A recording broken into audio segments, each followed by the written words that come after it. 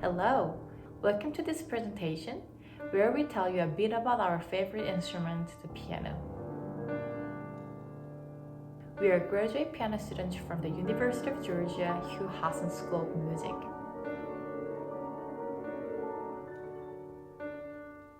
And here is our challenge for you. Please listen carefully to the background music.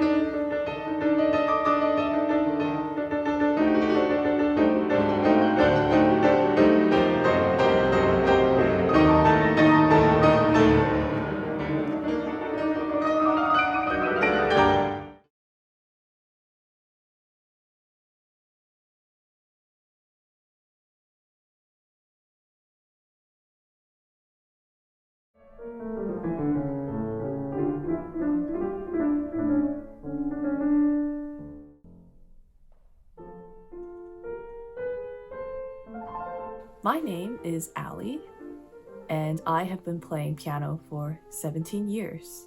My name is June. I have played the piano for 23 years since I was 4 years old. Hi, my name is Zaira, and I have been playing piano for 14 years. I have also played the flute and the violin. Other instruments that I can play are guitar and organ. I not only play piano, but I have also played alto saxophone and baritone saxophone. I was also in a chamber choir when I was in high school. Today we'll be showing you how the piano works and how the piano can help anyone become a better musician. First, June and Zaira are going to head into the music school where they will begin filming.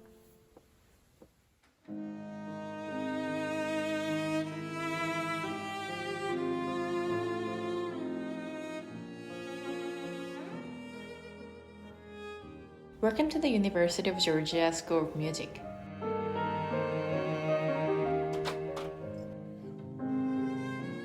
Here is the music library on the left. Since 1995, the library has operated in the music building. It contains a number of commonly used books and scores, also serves music audio and video recordings. Here is the School of Music Administration. They are essential to supporting the operations and mission of the music school. This is the second floor lobby.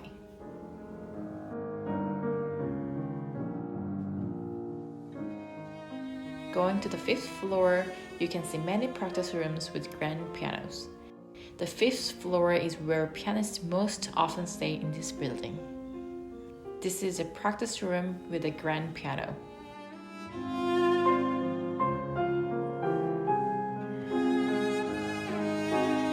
This is a control room. It's where the engineers hear musicians playing during a performance, and they take care of making sure good signals get recorded as well as controlling.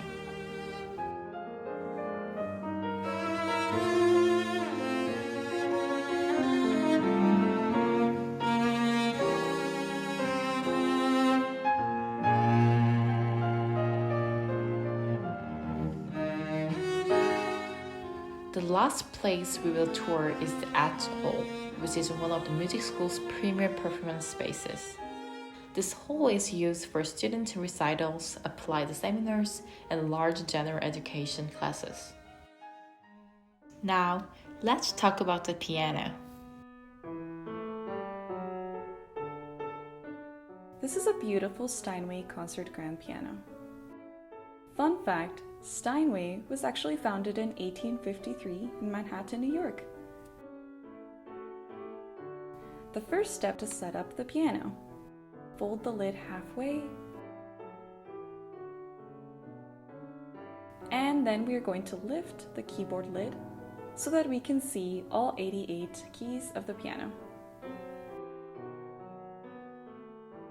The next step is to lift the big lid very carefully, as it's quite heavy, and place the stick on the second hole.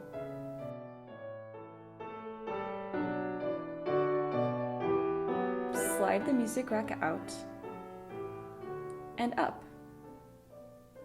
This is helpful when we want to place music and read on the piano. Another fun fact is that you can actually slide the entire music rack out. Make sure to carefully place the music rack somewhere safe so that nothing happens to it.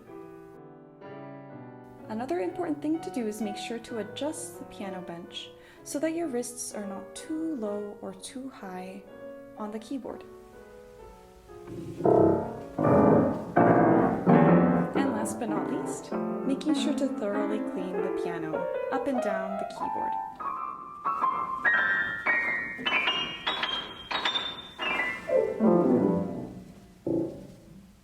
And we're ready to play. Hey guys, it's Ali again.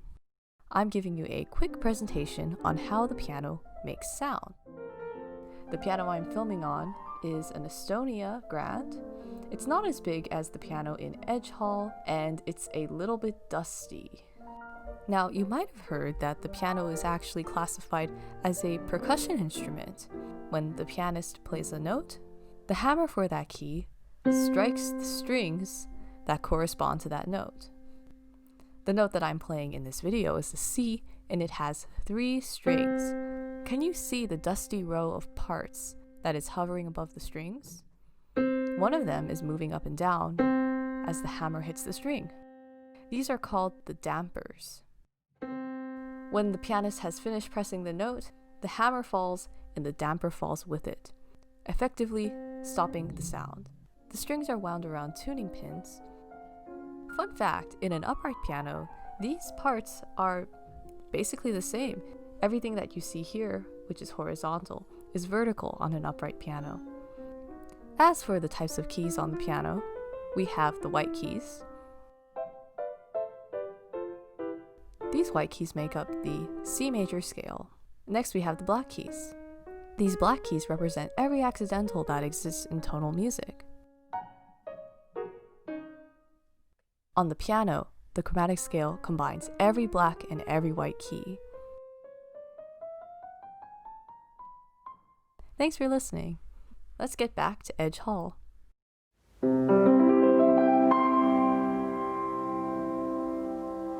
We're going to talk about the 3 pedals of the piano. Jean is going to demonstrate how each of these pedals works. The first pedal we're going to talk about is the damper pedal. This pedal lifts the dampers from the piano strings so that we are able to hear a note ring even after the key has been released. The soft pedal. This pedal is also called the una corda pedal.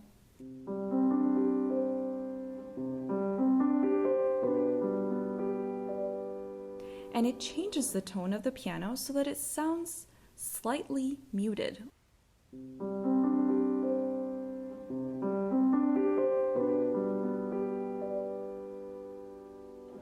The last pedal we are going to talk about is the sostenuto pedal.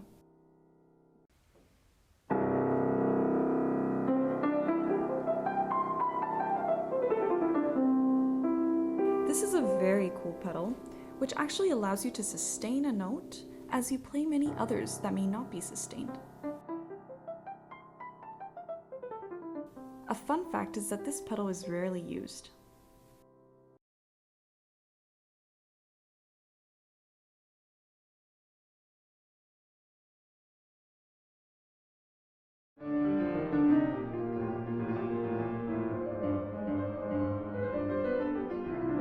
The first technique we're going to talk about is the piano trill. This is a very fast alteration between two different notes, either a half step or a whole step apart. The next technique is the tremolo. This creates a very interesting effect in which we are able to hear overtones during the alteration of two pitches. You can see my hands crossing over and under each other.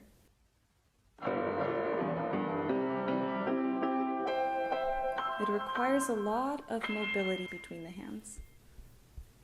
This is one of my favorites.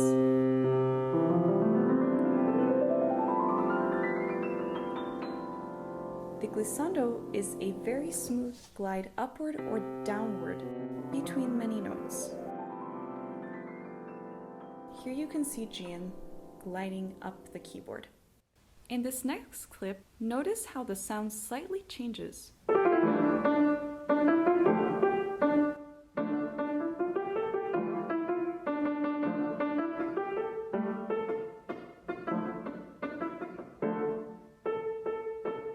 This is caused by the slight dampening of the strings. Notice how the hand is being placed very carefully on the string, and then we slightly press it down.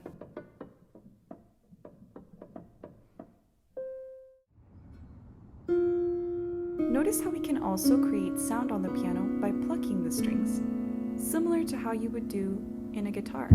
Another cool effect is to hold down the damper pedal and strum across the strings.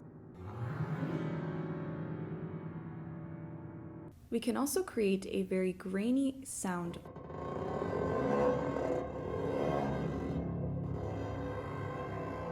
by rubbing the nail against the grooves of the bass strings.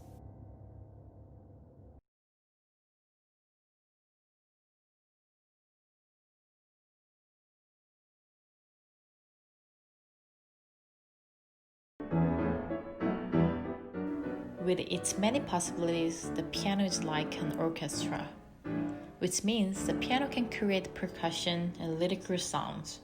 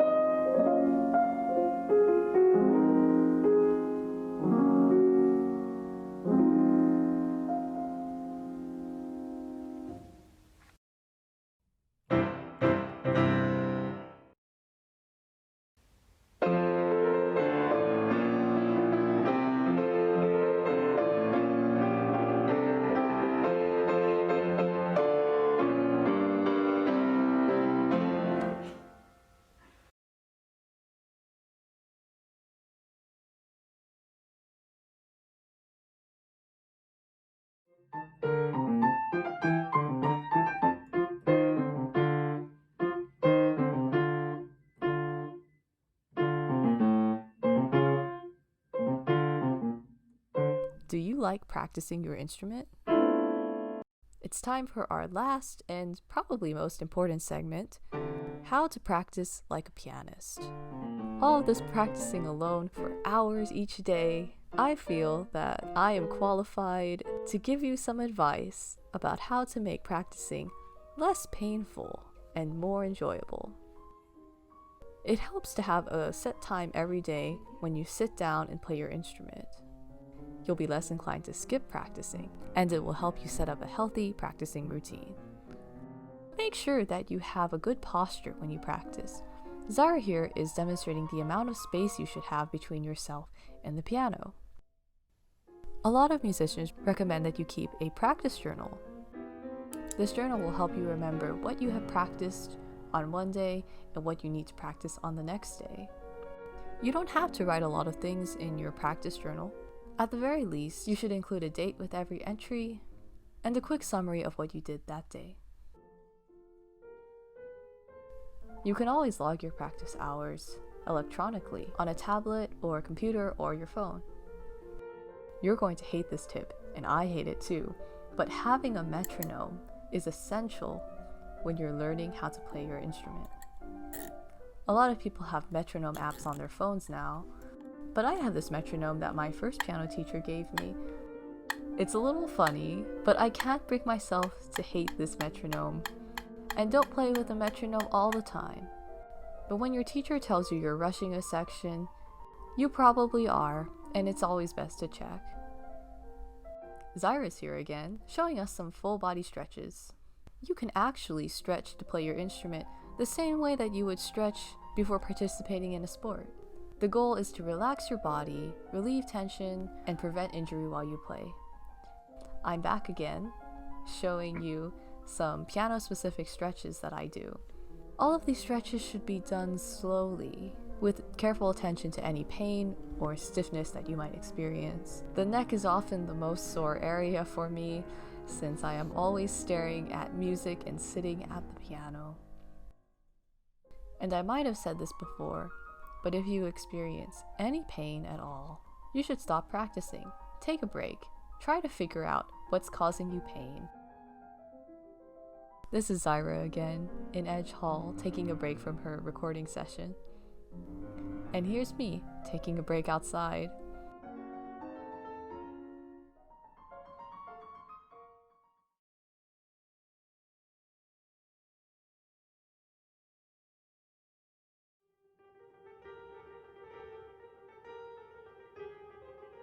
That was a lot of information, but we hope that it was entertaining and that it was helpful musically. Again, we are graduate students at the UGA Hugh Hodgson School of Music. Thanks for being an active listener. Thanks for watching.